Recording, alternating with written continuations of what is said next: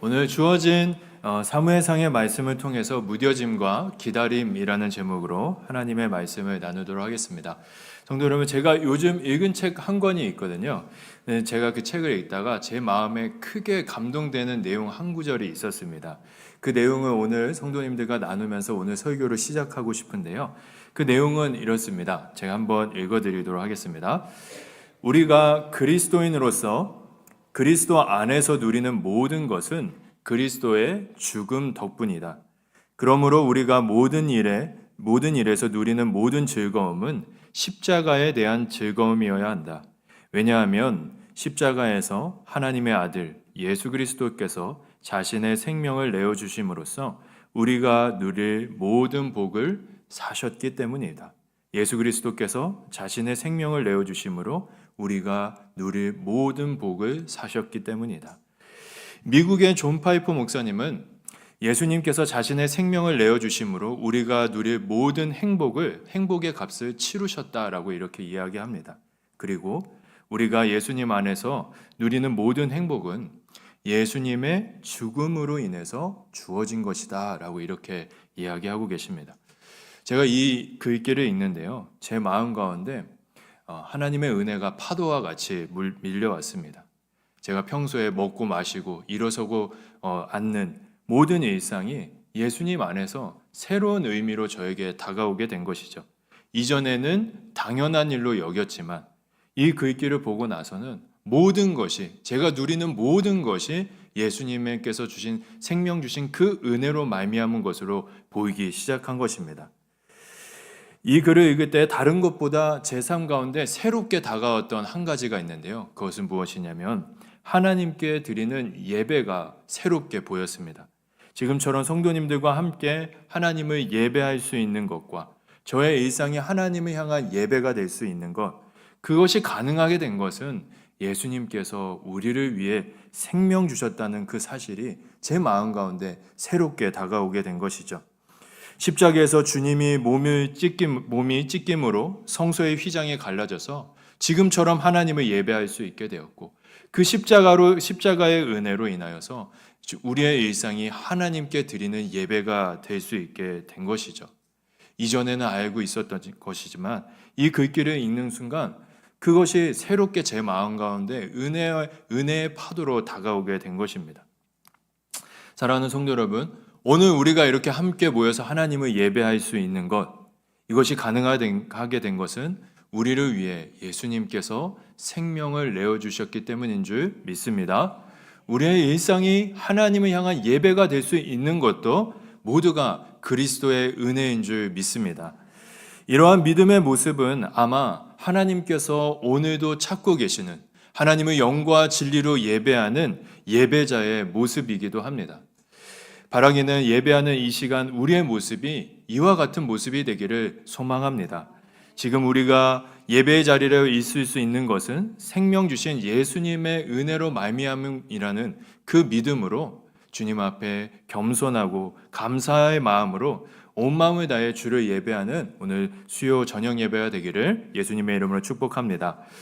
저는 수요일마다 성도님들과 사무엘서의 말씀을 살펴보고 있습니다. 특별히 하나님께서 찾으시는 예배자, 또 하나님을 찾는 예배자라는 하나의 렌즈를 통해서 이 말씀을 보고 있는데요. 오늘은 지난 시간에 이어서 사무엘서 3장을 살펴보려고 합니다. 3장을 통해서 하나님을 찾는 예배자의 모습이 어떠한지, 또 하나님께서는 이 하나님을 찾는 예배자들을 통해서 어떠한 하나님의 역사를 이루어 가시는지 한번 생각해 보려고 합니다. 오늘 내용으로 들어가기 이전에 지난 시간 내용을 한번 우리가 떠올려 봤으면 좋겠는데요. 지난 시간에 가장 중요한 내용은 어린 사무엘의 하나님을 향한 그의 믿음이었습니다. 사무엘은 하나님을 멸시했던 엘리 제사장의 두 아들인 홈리와 비느하스와 다르게 하나님을 존중히 여기는 믿음을 가지고 있었죠. 사무엘은 무엇을 하든지 어디에 있든지 하나님의 존재를 인정했고 그분의 뜻을 최우선순위로 두고 살아갔습니다. 이러한 사무엘의 믿음을 본받기 위해서 저는 지난주에 설교를 마무리하면서 성도님들께 우리의 일상 속에서 무엇을 하든지 예수님이라면 어떻게 하셨을까 질문해보고 그 질문에 걸맞는, 그 대답에 걸맞는 삶을 살아가자고 도전을 했었습니다. 그것을 마음 가운데 새기고 한 주 동안 실천해 보신 분들은 다들 느끼셨을 거예요. 간단한 질문이 아무것도 아닌 것 같은 이 질문 하나가 하나님을 향한 우리의 마음을 붙들어 주는 것을 아마 실천하신 분들은 느끼셨을 거라고 생각이 됩니다. 저는 이러한 것을 청년들과 실천하기 위해서 팔에 하나의 팔찌를 차고 있는데요. 지금도 차고 있습니다. 이건데요. 여기에 청년부 몇 명 안 되지만 아이들 다 차고 있는데 여기에 예수님이라면 어떻게 하셨을까라는 문구가 이렇게 적혀져 있습니다. 이 팔찌를 제가 한 달 가까이 차고 있는데 이 효과가 굉장합니다. 별거 아닌 것 같잖아요. 이 효과가 엄청납니다. 아무 생각 없이 살아가다가도 제 팔에 이 팔찌가 있다는 것을 느끼게 되면 한 번이라도 더 예수님 생각하게 되고 예수님의 선택과 그 뜻을 질문하게 되더라고요. 혹시 성도님들 가운데도 필요한 분 계신가요? 네, 여기 하나 남아 있습니다. 이거 하나 남아 있어요. 정말 필요한 분이 계시다면은 예배 끝나고 얘기해 주세요. 드릴지 말지 고민해 보겠습니다. 왜냐하면 청년부 새로 오는 친구도 있을 수 있잖아요. 그 친구한테 주는 게 좋은데 그래도 필요하시다면 생각해 보도록 하겠습니다. 오늘 우리가 사무엘서 3장을 통해 만나볼 예배자는 제사장 엘리와 지난주에 살펴봤던 어린 사무엘의 모습입니다. 지난주 말씀이 어린 사무엘과 엘리의 두 아들을 비교했다면 오늘 말씀은 제사장 엘리와 어린 사무엘을 비교하고 있습니다. 이러한 두 사람의 비교점을 통해서 우리는 하나님께서 찾으시는 예배자, 하나님을 찾는 예배자의 모습을 발견할 수가 있습니다. 오늘 본문은 1절에 이렇게 시작하고 있습니다. 우리 3장 1절의 말씀 우리 같이 한번 읽어보도록 하겠습니다. 아이 사무엘이 엘리 앞에서 여호와를 섬길 때에는 여호와의 말씀이 희귀하여 이상이 흔히 보이지 않았더라. 오늘 본문은 가장 먼저 사무엘과 엘리가 살아가던 시대 배경에 대해서 우리에게 설명하고 있습니다. 두 사람은 사사들이 통치하던 사사시대를 살아갔죠. 이 시대에 대한 오늘 본문의 평가는 이 시대는 영적으로 어두웠던 시기대라고 이야기하고 있습니다. 붉은 글씨에 보니까 하나님의 말씀이 희귀했다고 합니다. 또 하나님께서 행하시는 이상, 기적들도 보이지 않았다라고 이야기하고 있죠. 쉽게 이야기하면 이 두 사람이 살아갔던 사사시대는 하나님과 이스라엘의 관계가 굉장히 멀어진 시대였다라고 할 수 있습니다. 이런 시대 배경 속에서 제사장 엘리와 어린 사무엘이 하나님 앞에서 살아갔는데요. 그들의 모습은 어땠을까요? 가장 먼저 엘리의 모습을 우리 한번 살펴보도록 하겠습니다. 우리 2절 말씀 함께 읽겠습니다. 엘리의 눈이 점점 어두워가서 잘 보지 못하는 그때에 그가 자기 처소에 누웠고, 성경은 엘리의 눈이 점점 어두워져 잘 보지 못하게 되었다고 이야기하고 있습니다. 그리고 그런 상태에서 그가 밤이 되어서 잠자리에 누웠다라고 그의 모습을 설명하고 있죠. 여기서 우리가 먼저 주목해야 될 것은 엘리의 눈이 어두워졌다는 것입니다. 나이가 들어서 이제는 시력이 약해진 것입니다. 그런데 성도 여러분 다들 아시죠? 이것은 단순하게 엘리의 시력이 노화되었다는 것을 의미하는 것을 넘어서서 영적인 의미를 가지고 있습니다. 성경학자들은 엘리가 사물을 보는 육체적인 시력이 약해졌을 뿐 아니라 하나님을 보고 느낄 수 있는 영적인 시각, 영적인 감각도 어두워졌다라고 이렇게 이야기합니다. 그러면 왜 성경학자들은 엘리에 대해서 이렇게 평가하는 걸까요? 그 이유는 이어지는 내용 때문입니다. 엘리는 밤이 되어서 집에 가서 잠자리에 누웠습니다. 이 내용 읽어보면 아무 내용 아닌 것 같잖아요. 그런데 이 내용을 자세히 들여다보면 그렇지 않습니다. 엘리가 누구인가요? 엘리는 그 시대에 하나님을 섬겼던 대표적인 인물인 제사장입니다. 그 당시 제사장은 집에 가서 자는 것이 아니라 하나님의 임재와 하나님의 말씀을 기다리면서 밤에 성전에서 잠을 청했습니다. 그런데 엘리가 성전이 아니라 집에 가서 지금 잠을 청하고 있습니다. 이어지는 내용을 보면 놀랍게도 성전에 자고 있는 것은 어린 사무엘이라는 것을 우리가 발견하게 됩니다. 이것은 하나님의 임재를 사모해야 하는 엘리의 제사장으로서의 소명이 무뎌졌음을 우리에게 이야기해주고 있는 것이죠. 그런데요, 성도 여러분, 이 엘리라는 인물이 처음부터 하나님 앞에 이렇게 무뎌진 모습으로 살아갔을까요? 그거는 아닐 것입니다. 그렇다면 무엇이 엘리를 이렇게 만들었을까? 저는 이 말씀이 엘리의 무뎌짐의 원인을 이야기하고 있다고 생각합니다. 사사기 21장 25절의 말씀인데요. 우리 같이 한번 읽어보도록 하겠습니다. 그때에 이스라엘에 왕이 없으므로 사람이 각기 자기 소견에 옳은 대로 행하였더라. 이 말씀은 엘리가 살아갔던 사사시대에 대한 사무엘상이 아니라 사사기의 영적인 평가입니다. 이 말씀에 드러나는 이스라엘의 모습이 어떻습니까? 이스라엘은 왕이신 하나님이 살아계심에도 불구하고 그들에게 왕이 없다고 이야기했습니다. 그래서 그들은 하나님의 뜻에는 무관심했고 자기가 옳다고 생각하는 대로 살아갔습니다. 사사시대는 자신의 생각에 옳은 대로 행했던 그런 어두운 시대였던 것이죠.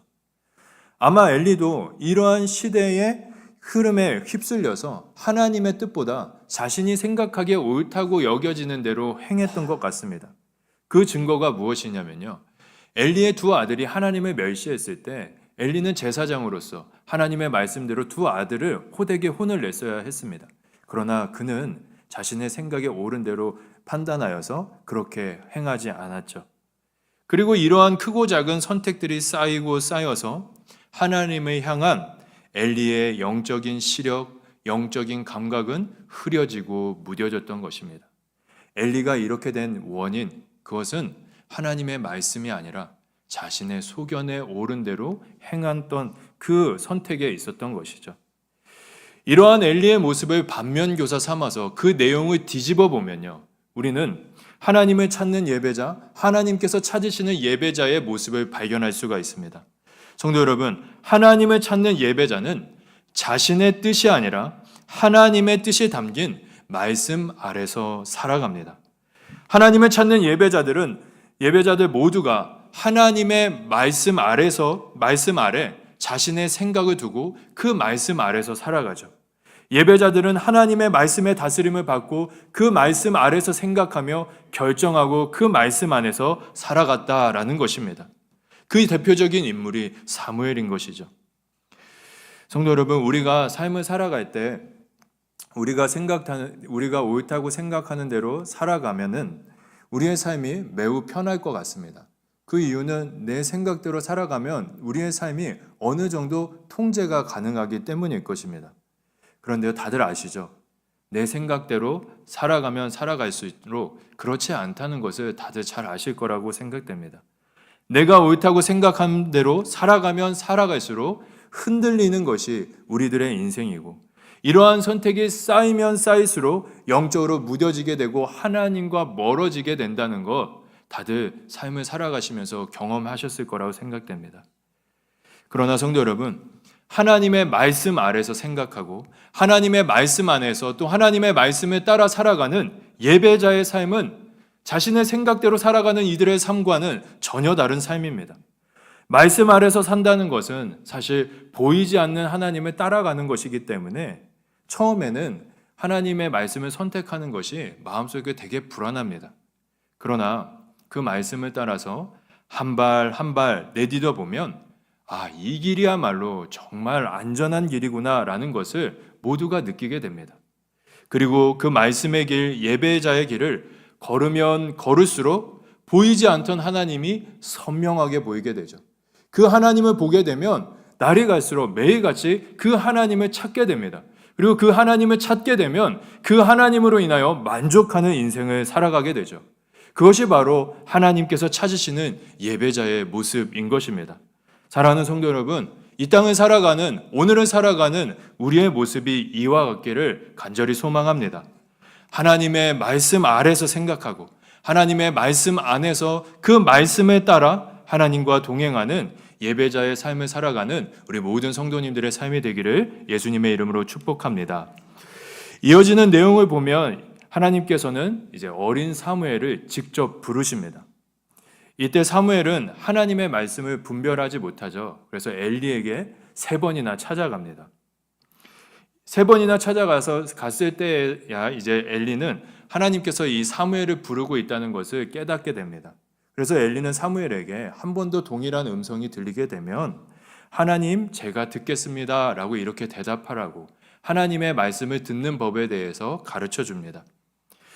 돌아온 사무엘이 잠자리에 늦자 다시 한번 하나님께서 그를 부르십니다. 이에 사무엘은 엘리가 가르쳐 준 대로 대답을 하죠. 이때 하나님께서 사무엘에게 말씀하시기 시작합니다. 그때 특별히 하나님께서는 사무엘에게 엘리 집안에 대한 심판의 내용을 말씀하시죠. 이 장면에서 제가 성도님들과 함께 주목하고 싶은 한 가지가 있는데요. 그것은 하나님께서 찾아오시기 전에 사무엘이 보여주고 있는 모습입니다. 그 모습이 3절과 4절에 드러나고 있습니다. 우리 3절과 4절 말씀 우리 함께 읽어보도록 하겠습니다. 하나님의 등불은 아직 꺼지지 아니하였으며 사무엘은 하나님의 궤에 있는 여호와의 전 안에 누웠더니 여호와께서 사무엘을 부르시는지라. 그가 대답하되 내가 여기 있나 하고, 하나님이 부르시기 전 사무엘은 성전에 누워 있었습니다. 여기서 누워 있다는 표현이 중요한데요. 여기서 누워 있다는 표현은 단순하게 몸을 눕혀 이렇게 누워 있다는 그런 의미가 아니라 이 표현 안에는 기다린다라는 표현이 담겨 있다라고 합니다.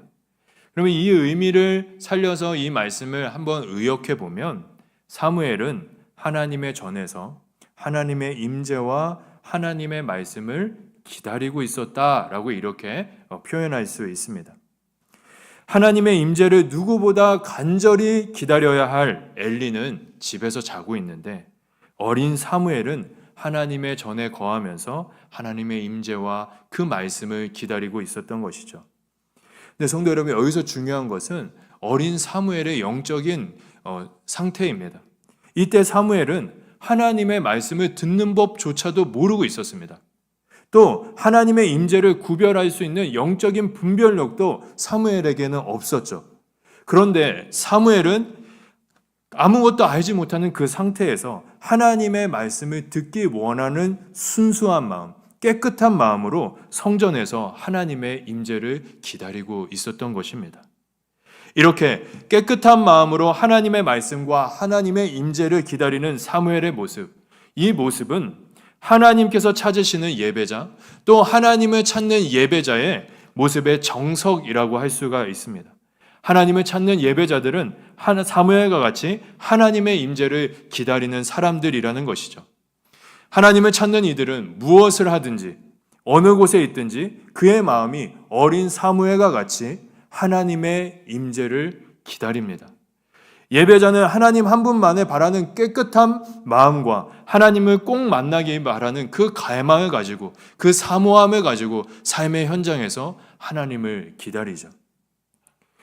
이러한 예배자의 모습은 일상에서도 빛이 나지만 이런 예배자의 모습이 가장 빛나는 곳은 우리가 지금처럼 함께 모여 예배하는 공예배라고 할 수 있습니다. 정말 하나님의 임재를 기다리는 예배자들은요, 예배 전에 몸과 마음을 정돈하고 평소보다 조금 일찍 예배의 자리로 나와서 하나님의 임재와 하나님의 말씀을 기다립니다. 그렇게 하나님을 기다리다가 예배가 시작되면 하나님을 간절히 기다리는 예배자는 보이지 않는 하나님을 믿음으로 바라보면서 온 마음을 다해 온 힘을 다해 하나님의 이름을 찬양하죠. 또 설교자를 통해서 하나님께서 나에게 말씀하시는 것이라는 그 기대를 갖고 하나님의 말씀을 간절히 사모합니다. 이때 진실한 예배자는 단순히 말씀을 머리로 듣는 것이 아니라 그 말씀을 삶과 마음으로 받아서 말씀을 통해 자신을 돌아보고 부족한 것들이 있다면 회개하고 하나님의 말씀대로 살아가기를 결단하죠. 거기서 끝나지 않습니다. 거기서 한 걸음 더 나아가 그 말씀을 삶으로 살아낼 현장인 일상으로 담대하게 그 말씀을 품고 나아갑니다. 사랑하는 성도 여러분, 우리 함께 이런 예배자로 살아갈 수 있었으면 좋겠습니다. 삶으로 살아내지 못할 거품과 같은 그런 지식에 이끌리는 것이 아니라 온전히 하나님만을 기다리는 깨끗한 마음으로 하나님을 찾는 우리가 되기를 간절히 소망합니다. 이와 더불어서 그 깨끗한 마음으로 공예배 자리에 나와 하나님을 향하여 진실한 예배를 올려드릴 수 있는 우리 동원교회 모든 성도님들의 삶이 되기를 주님의 이름으로 축복합니다. 하나님께서는 이렇게 깨끗한 마음, 그리고 깨끗한 마음으로 하나님을 기다리는 예배자들을 통하여서 하나님의 놀라운 역사를 이루어 가십니다. 그 놀라운 역사가 오늘 우리가 다 읽지는 못했지만 사무엘서 3장 마지막 쯤에 드러나고 있습니다. 그 구체적인 모습을 우리가 발견할 수가 3장에서 발견할 수가 있는데요. 이어지는 내용을 보면 이제 깊은 밤이 지나고 사무엘이 이제 아침이 돼서 자리에서 일어납니다. 그때 사무엘이 일어났을 때 엘리가 사무엘을 불러서 하나님께서 그에게 무엇을 말씀하셨는지 물어보죠. 이때 사무엘은 하나님께서 말씀하신 내용이 엘리 가정의 심판이었기 때문에 마음이 무거웠습니다. 그러나 하나님께서 말씀하신 것이기에 있는 그대로 다 이야기하죠. 이에 엘리는 하나님의 뜻이기에 그것을 다 받아들입니다. 이러한 다음 내용의 전개 속에서 제가 성도님들과 주목하고자 하는 장면은 3장 15절의 말씀입니다. 우리 이 말씀 같이 한번 읽어보도록 하겠습니다. 사무엘이 아침까지 누웠다가 여호와의 집의 문을 열었으나 그 이상을 엘리에게 알게 하기를 두려워하더니. 하나님을 만난 후 아침이 되었습니다. 사무엘의 마음은 엘리의 심판에 대한 그 메시지로 인해서 굉장히 무거웠죠. 상상해 보면 자리에 일어나는 것이 쉽지 않았을 것입니다. 그러나 사무엘은 자리에 일어나서 하나님의 성전의 문을 활짝 열고 밝은 아침을 맞이했습니다. 이 장면을 우리 다 같이 이 시간 우리 마음 가운데 한번 떠올려 보았으면 좋겠습니다. 사무엘이 누워 있었습니다. 근데 이제 아침이 밝아서 자리에 일어나서 자고 있던 이불을 털고 잠자리를 정리합니다. 그리고 성전 입구로 가서 성전 문을 활짝 엽니다. 성전 문을 열자 아침 햇살이 어두운 성전 안으로 들어오죠. 이와 함께 성전 안에 있던 지난 밤의 그 쾌쾌한 공기들은 밖으로 나가게 되고 동시에 신선한 아침 공기가 성전 안으로 들어오게 됩니다. 성도 여러분, 이 장면은 단순히 새로운 아침을 맞이하는 장면이 아닙니다.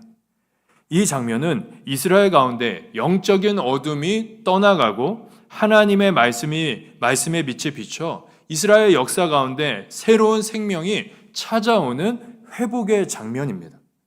영적으로 무뎌진 엘리가 제사장일 때는 하나님의 말씀이 들려오지 않았습니다.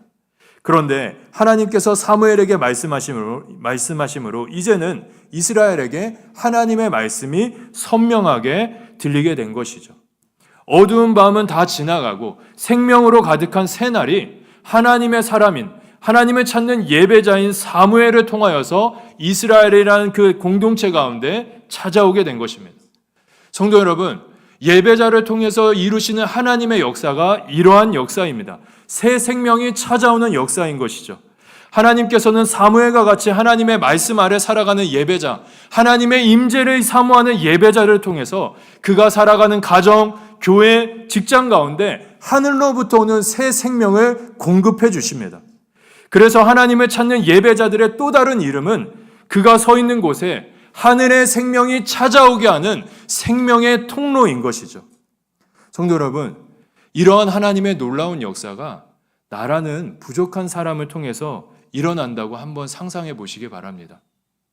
예배자로 살아가는 나의 모습을 통해 사랑하는 배우자, 사랑하는 자녀와 손주들이 예수 그리스도를 믿음으로 바라보며 영원한 생명을 누리는 그 모습을 상상해 보시기 바랍니다. 하나님의 말씀과 성도를 사랑하는 나의 모습을 통해서 하나님의 말씀에 관심이 없던 이가 하나님의 말씀을 사랑함으로 생명을 누리게 되고 다른 이를 섬기게 되는 생명의 선순환이 내가 서 있는 이 교회 가운데 일어나는 것을 상상해 보시기 바랍니다. 또 하나님의 말씀 아래서 살아가는 나의 모습을 통해 직장 안에 있던 어두운 관습들이 끊어지고 경쟁이 아니라 하나님의 형상으로서 서로를 존중하는 하나님 나라의 그 생명의 문화가 우리를 통해서 자리 잡는 그 모습을 상상해 보시기 바랍니다. 어떠신가요? 상상만 해도 행복합니다. 마음에 힘이 나죠. 살아갈 의미가 있게 됩니다. 하나님께서는 이러한 역사를 오늘도 하나님을 찾는 예배자를 통해 이루고 계십니다. 그래서 하나님께서는 오늘도 하나님의 영과 진리로 예배하는 그 한 사람을 이 땅에서 찾고 계시죠.